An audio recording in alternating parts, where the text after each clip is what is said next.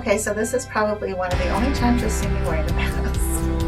But I just had, if you can see my little outfit here, my MRI scan done, and OMG, that is crazy. I also wanted to shoot this really quickly in here before I change. With my piercings out. I feel weird and a little panicked. So I'm going to get off of here because I'm going to put my piercing back in. If you don't know about this, face piercings close really fast. So I'm not concerned about my nose because that one kind of comes and goes all the time. This one is always there. I just left it out this morning. But I need to put this one back in because if it closes, I'm going to have to hit a tattoo shop and get it pierced. And that's it. All right, talk to you soon.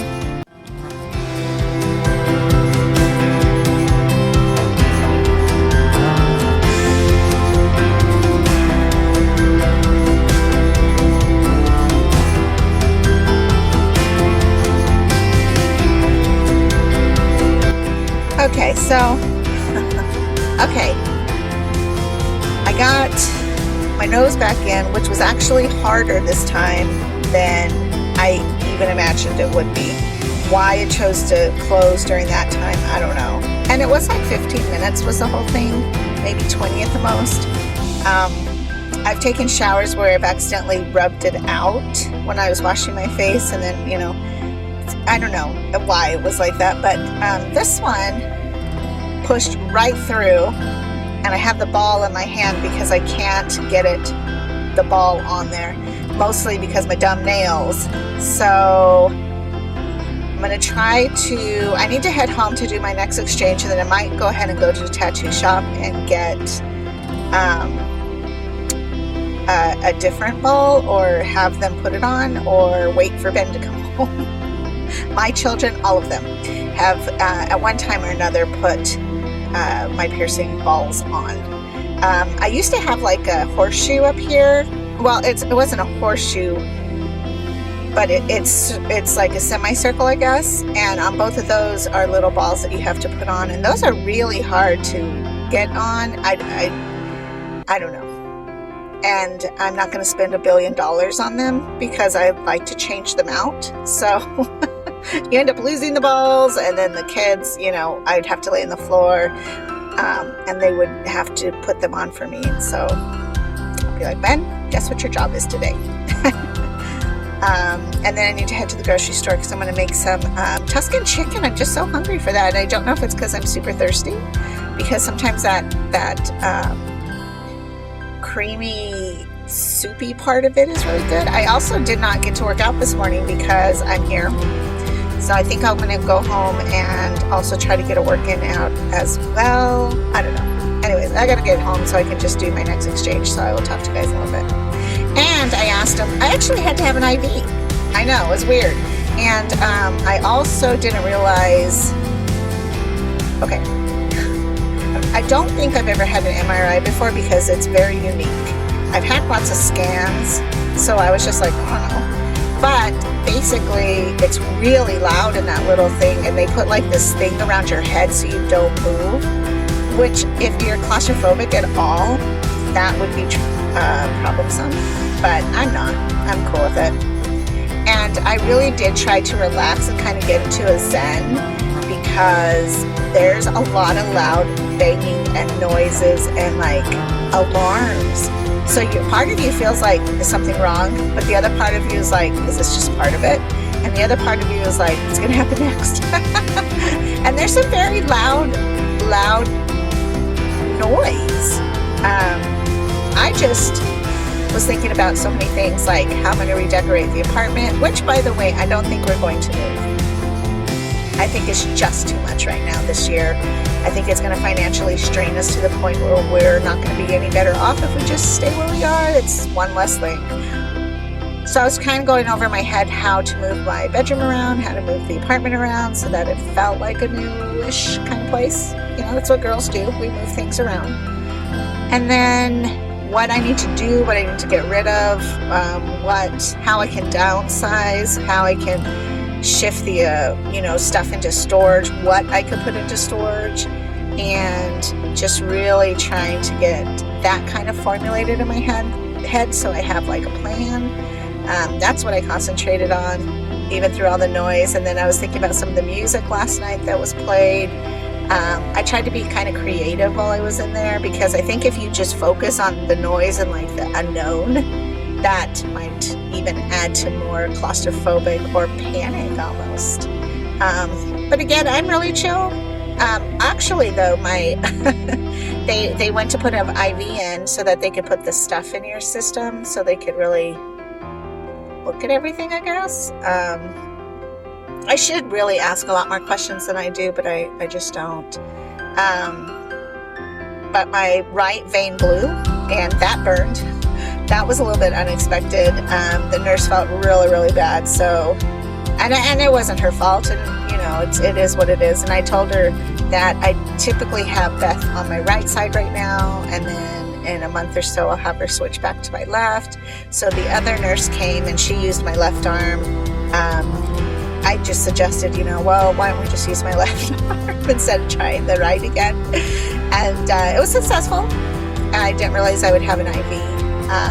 And I didn't realize I had to take the piercings out, because apparently any type of metal is terrible for an MRI. And then I was like, well, what about my coil? What's that made out of? And I guess there's different magnetic degrees that they use to determine how they take the scan or something. And so she was like, well, we can't use the most powerful one or something, because we don't want you to die.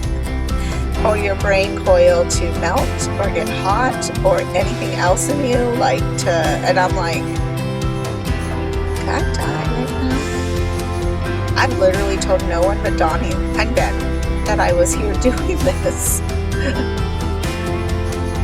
And they even thought for a second, maybe we shouldn't do it, because we don't know exactly what type of coil you have.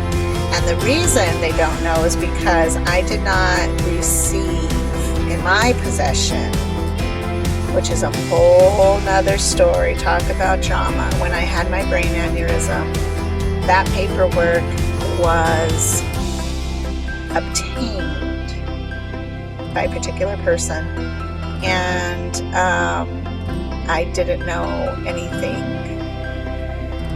about it, because you're trying to heal up. Of course, brain surgery or anything to do with your brain, you're just in a fog for a while. So it was like I didn't really quite know what was going on, even though you do know what's going on. It's a very weird thing. I don't have any of that paperwork, so I'm going to go to TMC and try to get copies of that, because that's actually my paperwork and this person shouldn't have it, but it is what it is. How many years later? That way, whenever I have to do an MRI or anything, I can say, oh, here's the card, here's the information of what I have had done. I guess I just never really thought of my brain aneurysm as such a serious thing, but it actually really was. And not only was it because I almost died, but it was like your whole brain freaks out. And I remember laying on the ground. I was telling Dawn this the other day. I was like, I remember laying on the ground I remember laying on the ground, and I had Smokey still at the apartment, and he was like playing. He never liked when I was on the ground, and I think he's traumatized, because when I had the brain aneurysm, I think he's a nanny pit, and he was so worried about me. And I got on the floor, and then I had to really tell my mind, or my mind had to tell my body parts how to get myself back up off the floor. And that happened for quite a while. Of course, now I'm good. Once in a while, if I'm super tired, I can kind of feel like a little bit of a weird fog or something. But I don't know. I don't want to be like, oh no, here's a whole nother thing I need to worry about. But I am glad that I came in and got my MRI done, because if there's anything, any detection, any shift, any concerns, they'll be able to say, hey, you know what? This is what we have to look at. So I'm not really too worried about the results or anything like that. I'm more like, again, I think I've always just shifted my attention to my kidneys, and that's attainable to me. So I don't know what I would do if they were like, but we have a problem with your brain. Part of me is like, oh yeah, that's just me, being unique. It's part of who I am. Is that why I have purple hair? No, just kidding.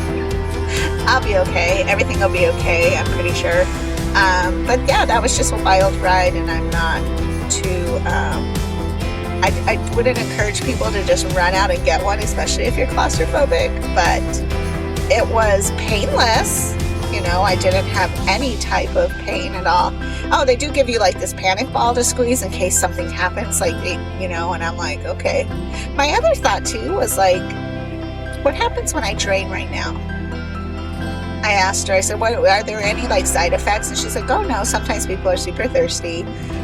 She's like, other than that, eat, drink, sleep, whatever you want to do. And I was like, so in my drain bag, will there be like a difference in there? Because my body absorbs, so your kidney absorbs everything that you put in your body. So I'm like, this will be interesting. Will it like shift my drain volume? I don't know. Guess we better head home and find out, huh? All right, everything's gonna be okay. I'll talk to you guys later though. Bye-bye.